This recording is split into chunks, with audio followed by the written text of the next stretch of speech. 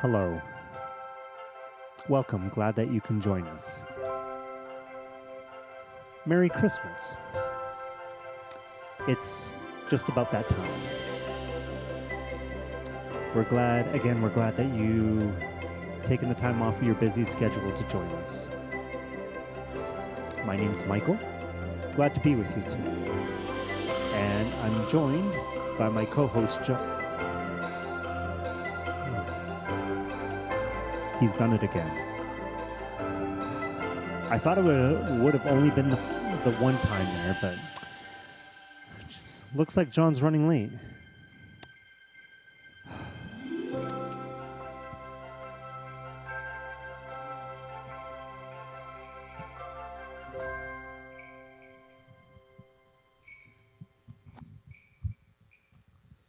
Hey. Hi. Sorry. What's going on? What are you doing? I'm writing my Christmas list to Santa. Christmas list to Santa? I thought you were supposed to do that before we started recording.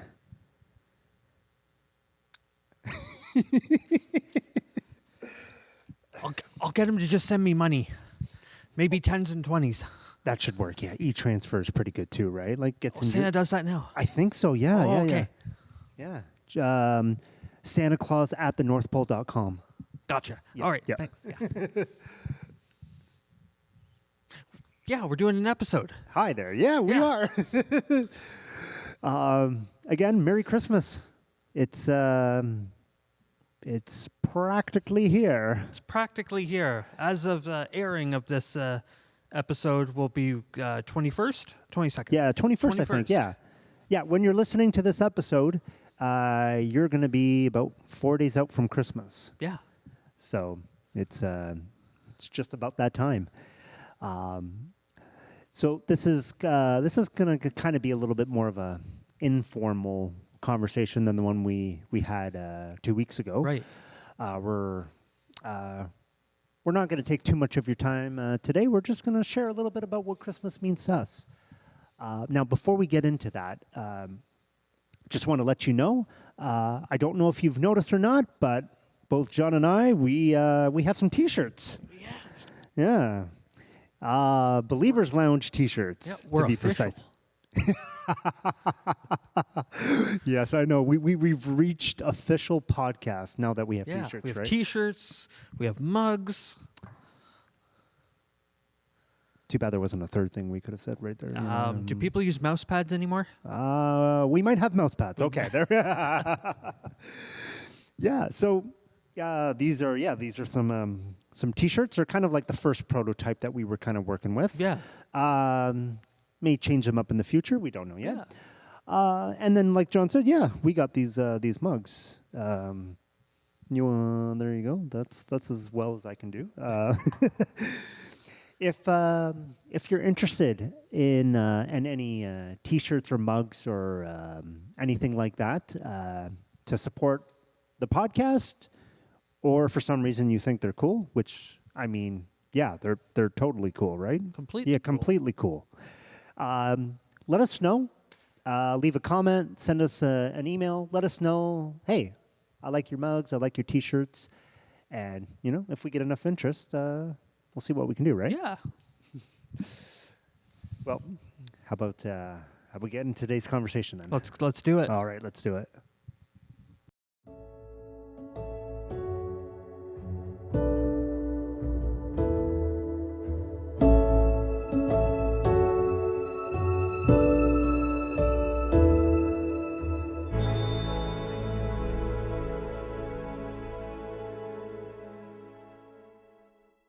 So I know in our last episode, we did talk about some movies, and you and I are both, I don't know if we'd say movie buffs, but I think we know them pretty good enough. We're movie enthusiasts. Yes, that's a good word, yes. Especially Christmas movies. Yes. It's December 1st. I know you have a tradition where every single day leading up to Christmas, you watch Christmas movies. That's right. So what's your movie for today? Well, the movie for today is probably going to be A Muppets Christmas Carol. Oh, that's a good one. Yes. Now, anything Muppets. anything. Sorry, we're 30, so Yes, we yes. still watch the Muppets. Yes. Anyone younger, maybe not. Maybe not.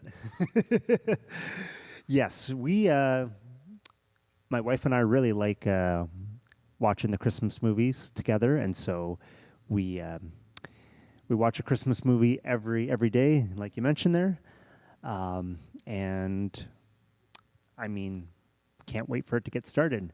Now, if you're listening to this podcast, will have already seen 20 Christmas movies. Yeah. At least that's the plan by that point. And so you're wondering, okay, that's all great, but why are you asking about it? Great question. I have no idea. What about yourself? Do you have any other Christmas traditions or things you like to do in the lead up to Christmas Day? Yeah, well, I do watch movies, maybe not one movie every day, but I do try and get in some good Christmas movies leading up to Christmas. Yeah. Probably and I'm going to ask this of you, which one you would pick, but my favorite Christmas movie is, now maybe younger folks wouldn't know this one. Definitely people like my parents' age would definitely know this movie. It's White Christmas. Oh, okay. With Bing Crosby. The Bing Crosby White Christmas, yes. And Danny Kaye. And yeah, that is just it's a long one. It's such a good Christmas movie filled with all the values that we come to know, especially from that era. I can't remember what year that came out. We'll see if any of our experts in the back can look this up, and then we'll get that year. Our potential producers, right? Potential producers, yes. We'll still find out if we're exactly. But yeah, and the music is so good in that movie. I think what makes a really good Christmas movie is the inclusion of Christmas music. Oh, 100%. Definitely. Like going on the Muppets again, A Muppets Family Christmas. Yes. Packed with all sorts of Christmas carols and sung by the Muppets, none the least. I mean, if you haven't heard Jingle Bell Rock sung by the Muppets, it's fantastic. By Dr. Teeth and the Electric Mayhem. Yes, thank you. There Yes, we go. There you go.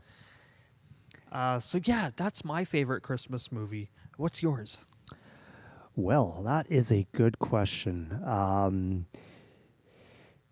I wish I had an answer ready on the tip of my tongue there. I wish there was one Christmas movie that it's like this encompasses everything I'm looking for in a Christmas movie. Well, I like to complicate things in my brain, and so unfortunately it's not that simple. But to give you kind of a quick answer here so I don't spend too much time trying to talk myself through which is my favorite. Right. I would probably say one of my favorites that I can think of off the top of my head right now would definitely be... You know what? No. Actually, no. No, you know what? If I really have to think about this, I'm going to probably say, and again, not everyone will know this movie, but I will have to say it's probably, I can't think of it right now. So, I'm just trying to talk myself through it. Like I said, I wasn't going to do. Don't worry. Editing. Yes, editing. That's a really good question. I don't know if I have one. Well, do you know what movie you're going to watch on Christmas Eve? Very good point. I do not. I know. I thought I could help his brain. You keep setting me up. You keep handing it to me on a platter, and I just can't take it. I can't take it. No.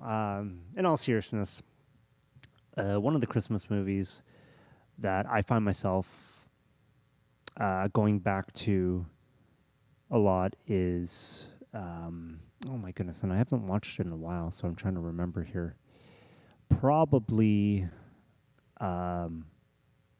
any Christmas carols, A Christmas Carol. Oh, okay. Really, any of them. And the reason why I mentioned that is because, oh, you know what? After I start talking about one, I remember. Yes, but I'll keep my thought on this. So, A Christmas Carol, definitely you see such a transformation. And it goes to show you that, hey, no matter how you're feeling or what you're like, you know, Christmas can change you, right? Mm-hmm. Another one is It's a Wonderful Life. Yes. And that's another one that parents yes. like to watch. Yes, my parents watched that one religiously Christmas Eve. Yes. You know, after we went to bed, you know, It's a Wonderful Life goes on, and that's when they wrap presents. That was their Christmas Eve tradition. Christmas Eve tradition, yeah. Yeah, so those are some of the few movies that I can think of that have really influenced me growing up. But favorite Christmas movie?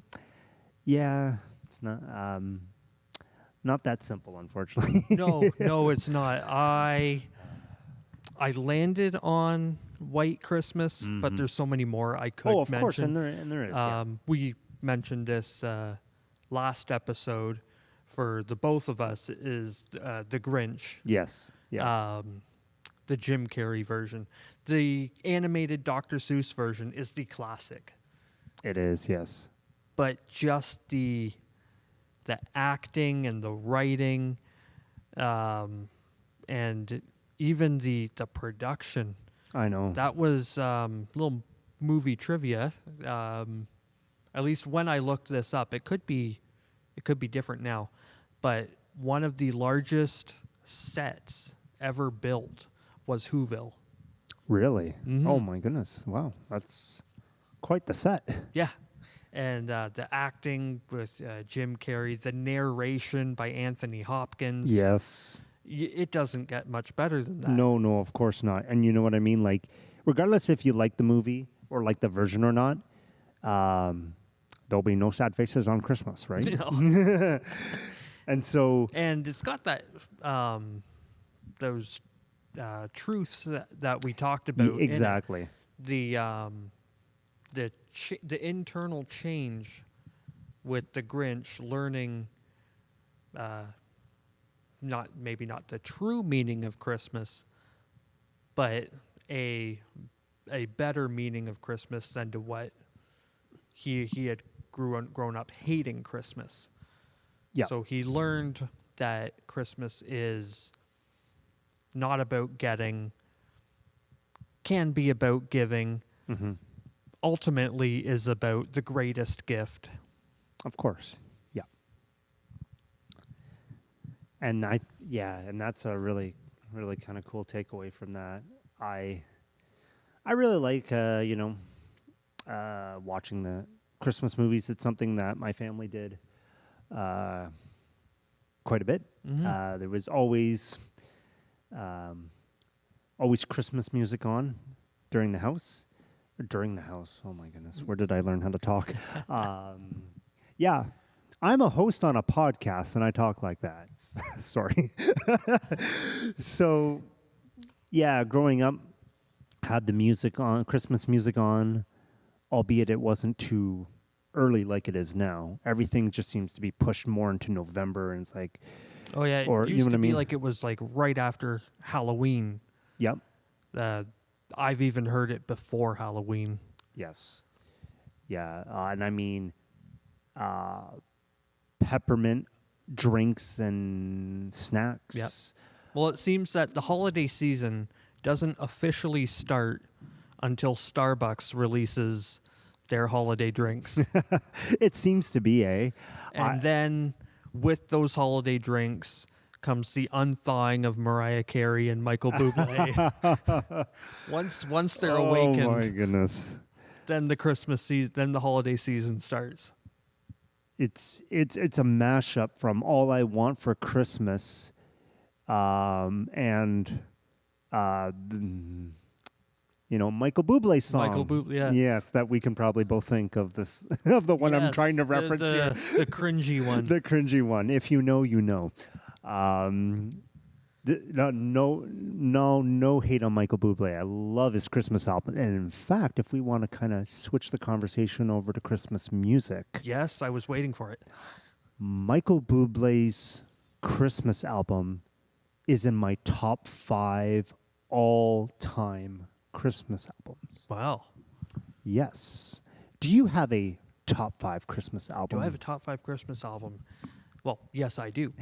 And if you listen to the podcast, you know I love the Gaithers. Yes.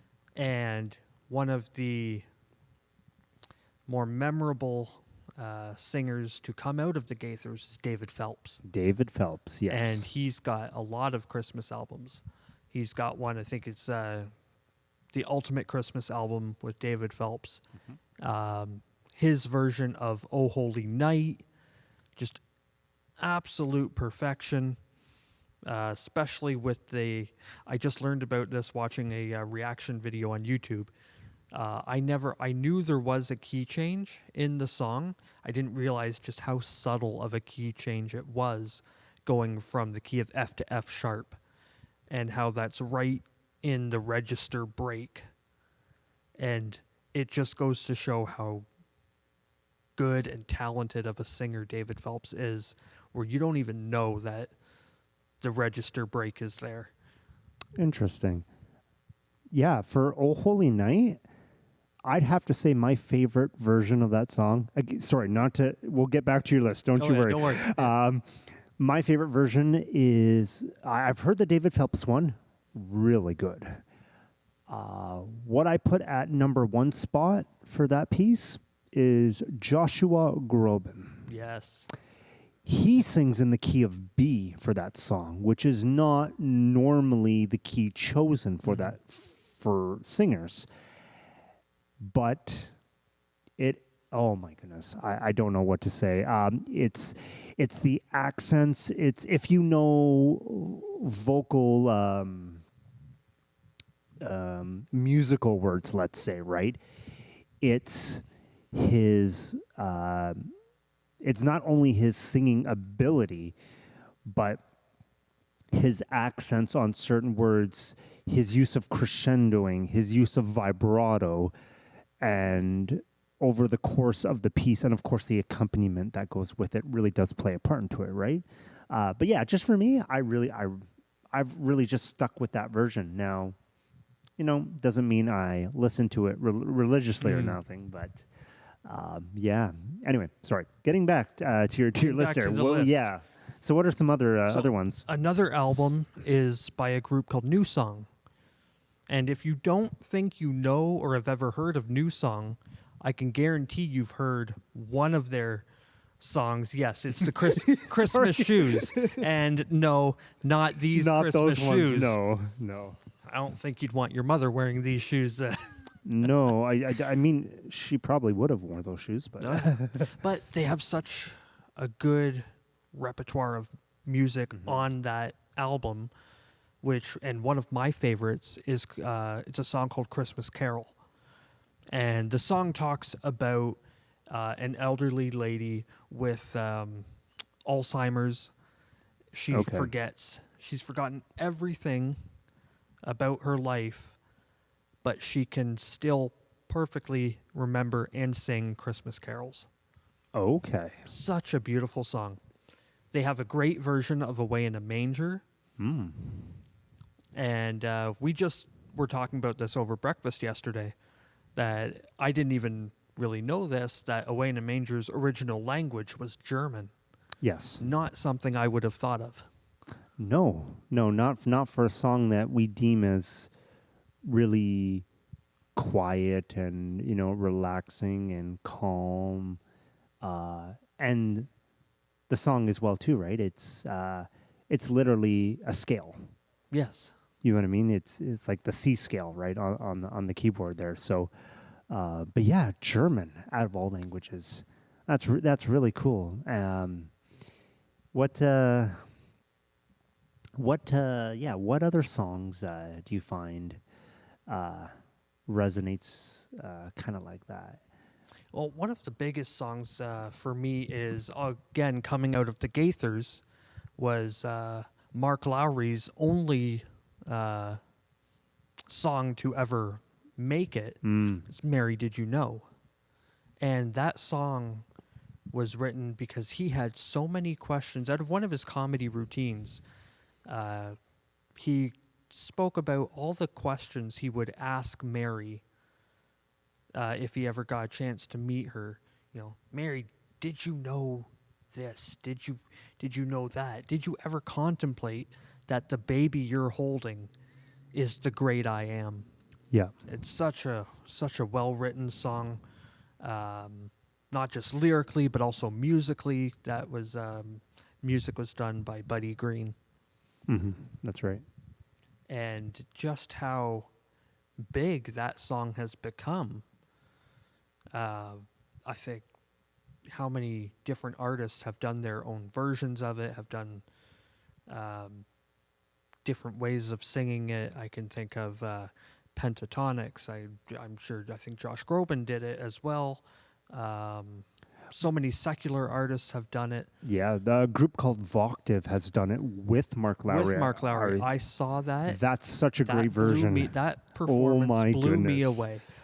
Like, Mark Lowry must have been taking David Phelps notes on how to hold a note that long. Yeah, exactly. Blew me away. Yes, yeah. It's fantastic. Yeah. Yeah, Christmas music is such an integral part of like my upbringing. And yours as well too. Mm-hmm. You know what I mean? Like and so what do you want to finish off your album list there, or do you want album list? What did I do? 3 albums. You got there? roughly 3 there. Yeah. 3? Yeah. All right. Well, I'm going to step away from the Gaithers. Okay. Yeah. And it's The Lost Christmas Eve. Trans-Siberian Orchestra. Oh my goodness, yes. I remember the first time, I didn't even know what Trans-Siberian Orchestra was. Mm-hmm. It would come on the radio. Growing up, I lived quite near the Detroit border. Okay. And we got 100.3 WNIC really well. Mm-hmm. And I would have that playing 24/7, and by 24/7 I mean while I'm sleeping it's still on. Yep. I woke that up too. I woke up in the middle of the night and I heard Wizards in Winter. Oh, okay. Yes. And it sounded so cool. There was no lyrics to it. It was just music. Yeah. And and then years later I figured out who the group was, and I got to listen to a lot more of their music. And I don't know if you share the same love for the song as I do, but one of my favorite songs. Oh, I know what you're going to say. Can I guess Old it? City Okay. Was that what you were going to guess? Gonna ask, okay, yeah. sorry, I cut you off. Old City Bar off of Christmas Eve and Other Stories. Yes. Yep. Yeah. It's such a... Musically, it's great, but lyrically, it paints such a story. It's really good. Yeah. Growing up near the Buffalo border, we would have I can't remember what the radio station was called, but again, you know, your border American radio station, who would have with them they would have the Christmas music playing starting, I believe, on American Thanksgiving is when they would start. And that was actually my first time hearing Trans-Siberian Orchestra. That was probably their version of Carol of the Bells was probably one of the first I've heard of them. And I was a kid growing up. It's Christmas music. It's rock and roll. It's so awesome. Yeah. You know what I mean? And so... looking into them more. Actually, I can remember my parents did have Christmas Eve and Other Stories, the CD. And so back in the day, and I don't know, I think most people would know this, although maybe younger people don't have the experience, we would put a CD onto the computer. We would burn it onto the computer. Yeah. And that would be our music into Windows that was Media before, Player. That was before LimeWire. That was before all that, exactly. And so I remember putting that whole album on the computer. And then on my first ever iPod Nano. All these old references. I can't believe they're old. Anywho. And so, yeah, that was one of the very first Christmas albums I had. And so listening to it over and over, I thought, oh, man, this is really, really cool. And so I've always wanted to see them and got to see them. We got to see them last year for the first time. And so, anyway, I have a habit of keep interrupting you every time you say something on your list. So I'll let you finish. I love talking about music here. So what's that? Well, if you could only put one more on the list there for spot number 5, I know it's really difficult taking all the Christmas music and condensing it down. But if you just had to pick another one, what's kind of an honorable mention to finish off the list? Well, I'm going to have an honorable mention to the honorable mention. Sure. You're allowed to do that. Which, it's so hard. It's so hard. So my honorable mention is going to be Handel's Messiah. Oh, yes. I wanted to put that one ahead of this one, but I've been listening to it nonstop so far this season, and it's Amy Grant's Christmas album. Okay. And the song I keep going back to is not Grown Up Christmas List, although that's probably what everyone's thinking. That would be most people. Amy Grant exactly. Christmas. Yeah. I'm thinking Breath of Heaven. Yes. Yes. Take your moment. Take your moment. No. The reason why I had that euphoric pause, if I can call it that, is because I haven't heard that song either on Christian radio or secular radio in a long time. But I remember hearing it back in the day, and such a nice melody. So good. It's so good. So yeah, that's my top 5. How about yourself? Can you come up with a top 5? Well, seeing as how I gave you the run on the trail when it came to the Christmas movies, I'll try to be a little bit more compact when it comes to this answer. So yeah. Christmas albums would be Michael Bublé's, I think it's called It's Christmas. Yes. The deluxe version. The deluxe version, of course. You need... His version of Feliz Navidad is really good. Just saying. Okay. Other ones would be Andrea Bocelli's Christmas album. Yes. Very nice, very nice. There's that one. There is, I'm trying to remember. Yeah, I'd say Michael Bublé, Andrea Bocelli, Christmas Eve and Other Stories. So specifically that TSO album. Nat King Cole. It's yes. Christmas. We were talking about that the other day. The Christmas song by Nat King Cole is probably one of the best Christmas songs out there. And you can kind of group that into the secular Christmas songs, which it is. But it is one of the most recognized Christmas songs out there as well, too. And so that whole album is just... It brings feelings of... warmth, nostalgia, Christmas, what it used to be back when I was a kid, and just simplicity. And sometimes that's good. And then an honorable mention is, do you know a group called the Carpenters? I have heard of the Carpenters, yes. They have a Christmas album. The title's eluding me right now, but really good. That's my honorable mention. So my last one, could you edit the here? Can you edit the Jeopardy theme song right now? Oh yeah, okay, yeah, perfect. for sure. Thank you. Just gonna have the blank look on my face for a second, right? Yeah, while I think about it. Oh, you're so much better at keeping a straight face than I am. The last Christmas album, I would say,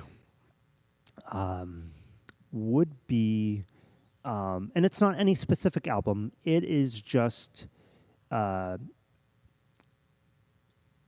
instrumental Christmas music. Mm. And it's not really an album, but it's just a style of Christmas music because, like yourself, I like Christmas music on in the background. Yeah. And I like it while I work. Thankfully, they allow music where I work, and so have it on when I work, have it on at home, and just enjoy that. So in that, with just instrumental Christmas music, I'm thinking of Andre Rieu and the Johann Strauss Orchestra. I love watching their Christmas videos during the holiday season. Their version of Sleigh Ride. It's I'm trying to remember here. So sorry, not to steal your thunder. It's very. Is it the more energetic one? Yes. Yeah. Okay. I thought so. Yeah. Yeah. So yeah, Yes. they do a very good job at bringing in the classical music. They do. Yes. The waltz. Yes. To the new generation. Mm-hmm. I mean, can I reference it as almost like City of Light or the Gettys bringing the hymns into the new Yes. generation? Yeah. Kind of that way, you know what I mean? And so, no,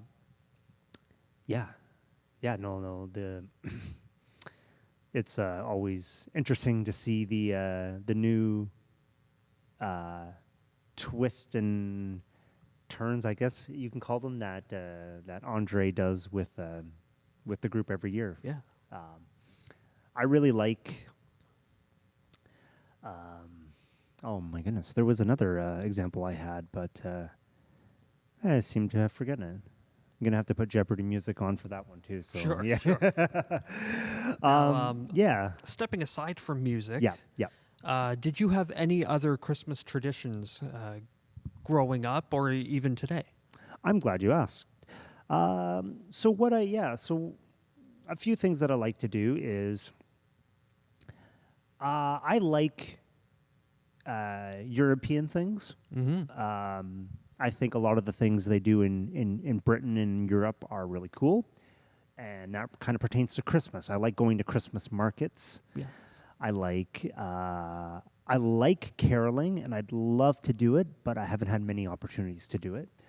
So usually once every Christmas, my wife and I, we try to go to a Christmas market. Try to do either caroling or go listen to a choir or things like that. But other than that, the only other traditions I really have is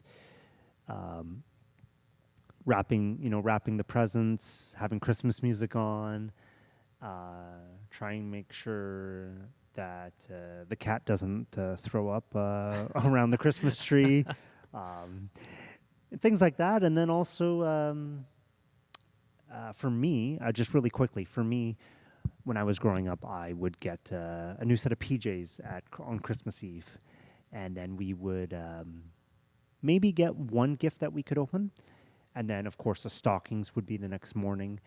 Stockings we could open up without our parents. Christmas gifts, we waited till everyone was there. Right. And so we would, interesting enough, we would actually sing Happy Birthday to Jesus.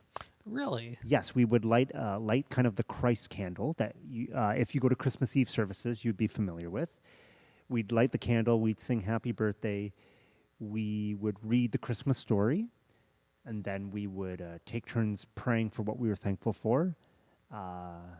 Not all in that order, and that would be a part of our opening gifts on Christmas Day. Well, it's a great way to get the concept across to children. It is. It really is. Yes. Likewise, do you have any fun things you like to do, or traditions you like to do now or that you've done in the past? Yeah.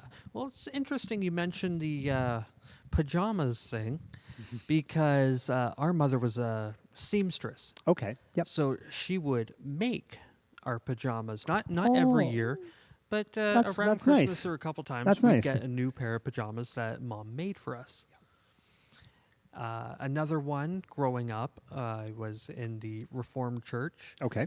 and I mentioned this last episode of going caroling Yes. to the elderly, the shut-ins, and we'd break off into several groups. And we all met at the church and then got dispersed, and we would go, it would be in the region too. Okay. So we'd have some people in the city. We'd have some people go out to some of the other towns that surround the city. Mm-hmm. And then we would all come back to someone's house. Typically it was the pastor's house. And we'd all have hot chocolate and cookies. Oh, very nice. Very nice. Regale our tales of, this is what it was like singing over here, and this is what it was like singing over here, and, how many times were you requested to sing Away in a Manger? And then It's the most requested one, let's be honest. Yes, it was. And you were lucky if you had a pianist in your group. We had several people who could play piano. It was a very popular instrument to learn in that circle. And almost every person you went to, they had their own piano. Okay. So you'd get someone to sit, and you're not just trying to sing a cappella and doing a really poor job of it. And then we would all go back to the pastor's house, have our hot chocolate cookies, and even more singing. And it Can't go wrong with more singing. No. So that was a great time to visit with the elderly who you don't always get to see. A lot of times you would go to a relative's house, and it can that would be as awkward as you make it. Yep. So yeah, that was probably one of my more fond traditions growing up. Very good. Very good. Yeah, it's really cool to to talk with friends and family and see the different kinds of traditions and things they did around Christmas. And who knows? There's always room. There's always room to start our own traditions too. Yes. But you know what? No matter what we do, and we talked a little bit about this last episode, but we got to keep our focus on Christ. Yes. And that's the movies, the music. It's it's very festive. It's fun. It's heartwarming. There's nothing wrong with that, as long as our focus and our understanding is this Christmas is about Jesus. Yes. His birth and coming to earth to minister and to provide us with salvation, right? Yeah. And so, I'm really excited for Christmas again this year. We actually got snow in November here in Southern Ontario, Of all things, yeah. which is crazy, isn't it? So we're hopeful that there'll be snow on Christmas. If you're listening to this, you'll have a better idea in the forecast whether there'll be snow or not. But we're hoping there is, right? Yeah. So, So we just want to say thank you for taking the time to listen to our conversation, to us sharing. We really hope you have a Merry Christmas. And this is our last episode of 2024. Yeah. We started this podcast actually back in March of this year. Back in March of this year. So it's been almost a year. We had that summer break. And we did then have the got summer back break, into it. Yes. It's been fun. It's been great. We've and it's not like, doesn't sound like we're going to stop it. No, we're going to keep continuing. No. Our next recording is going to be New Year's Eve. New Year's Eve, yes. Which that'll come out a couple days later. Yes. Yeah, we're hoping around the 4th there, right, Yeah. of January. So that will be our next episode. So There's a lot of great things to look forward to for the podcast in 2025. We're optimistic. We're hoping to grow. Yes. Got a few things here and there that we're thinking of, that we're talking about, and so we hope that like I said, we'll continue to grow. We look forward to have some guests on, more than we've had. So, yeah, just look forward to that. I won't say too much, Yeah. but yeah, we're just really thankful for all of you who have listened and supported us during this last year. I guess really, if you think about it, our podcast year, if I can call that, doesn't start until March. Yes.